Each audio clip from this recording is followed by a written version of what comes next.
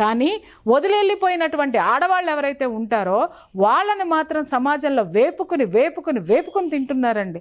చాలామంది చెప్తున్నాను కదా, సింగిల్ ఉమెన్ నా దగ్గర వాపారు, మేడం మేము మా ఇంటికి డ్రైవరు ఇంటికి వచ్చి కీస్ తీసుకొని వెళ్ళినా అనుమానంగా చూస్తారండి.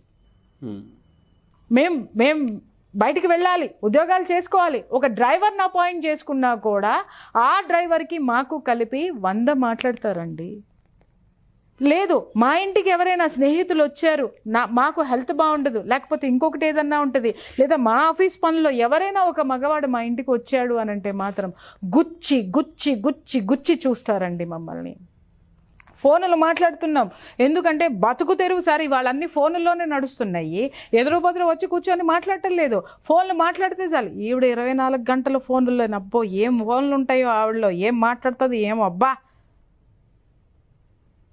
This is her personal life. నువ్వేమన్నా పోషిస్తున్నావా? నువ్వేమన్నా దేక్తున్నావా? లేదు కదా.